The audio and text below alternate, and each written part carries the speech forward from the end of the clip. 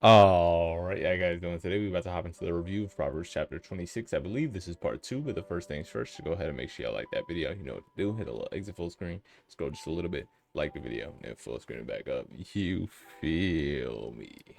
I believe we left off with verse 6, so we're on verse 7. The legs of the lame are not equal, so is the parable in the mouth of fools. Right? So the legs of the lame, they got missed. So lame basically means you're not walking properly. Oftentimes they used to have like these kind of crutches that would, be on here, sort of, if you've seen Breaking Bad, like a cerebral palsy person might have, like Walter White Jr.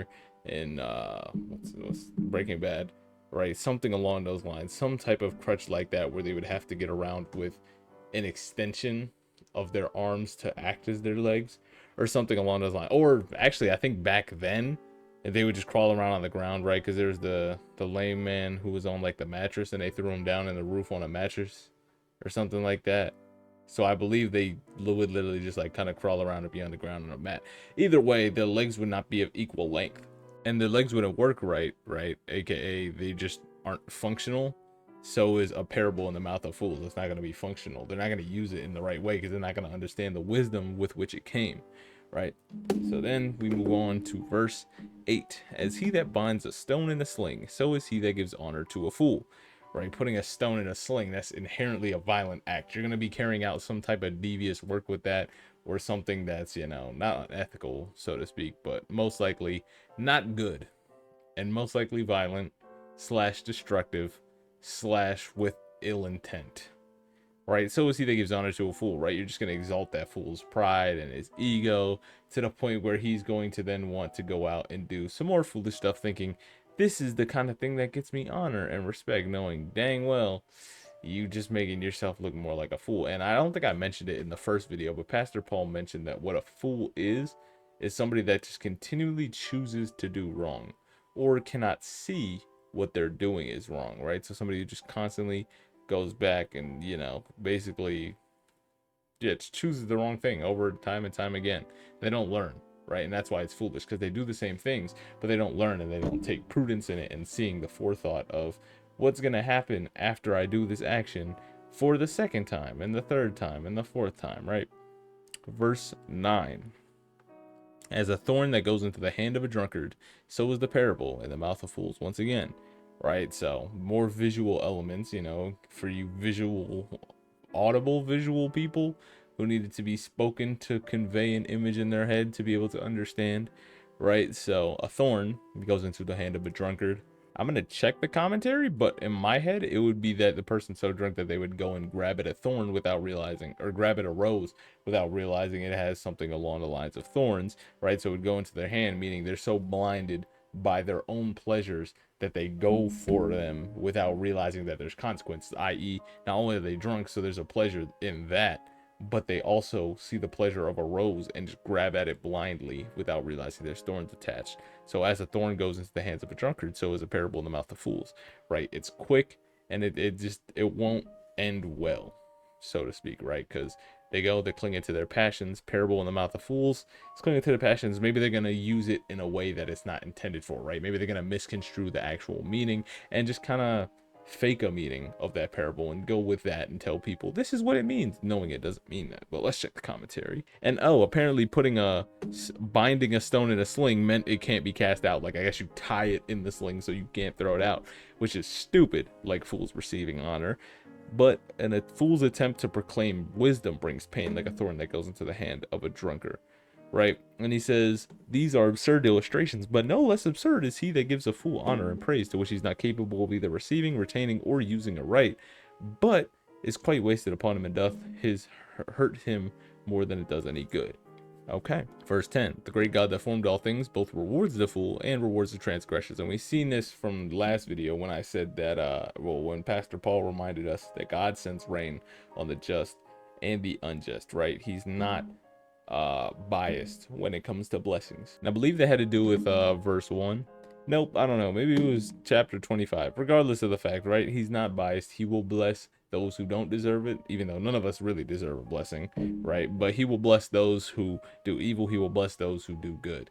It's just how it is. God is unbiased. So That's literally all that, I think. This verse, I was looking at the commentary because I wanted to see why it wasn't expressly talked about in the commentary. There's a lot of discrepancy with this. Like the KJV says, the great God that formed all things both rewards the fool and transgressors, right? The ESV says, like an archer who wounds everyone is one who hires a passing fool or drunkard. AMP, like a careless archer who shoots an arrow wildly and wounds everyone, so is he who hires a fool and those by chance that just pass by. Like an archer who wounds everyone, so is he who hires fools that just pass by. And I guess, like, I don't really see the correlation between God forming everything, rewarding everybody, and everyone who hires anyone. Like, are they calling God a careless archer? Are they calling God a fool because he hires fools? Like, I don't know. But, you know, we can get meaning from both translations, but at the same time, I don't like that one. It's kind of talking about God like he could be a careless archer or whatever. Anyway, verse 11, as a dog returns to his vomit, a fool returns to his folly, right? My dog, 3 of my dogs that I've had, the most current one too, right? So 3 total dogs have all, I don't want to say been stupid, but have been stupid along these lines. The first dog had worms in her poop. She would then try to eat her poop with the worms in it. The second dog, you know, I think she was a classic dog, like sniffing poop and all that type of stuff, rolling around in the dirt. Who really knows? Regardless of the fact, it was just like, you gotta yank him sometimes on the walks and tell him no. The dog that I currently have, this dog don't understand nothing. She'd be like following me around and stuff, and I move sporadically, like I dance and stuff like that. So I'm moving all the time, singing and stuff like that. And the dog is just there and likes getting stepped on or half kicked and stuff. And I'm just like, do you not learn? Climbing up on me, and I'm like, bro, I'm eating right now. Like, get off of me. And you gotta tell them no is the thing.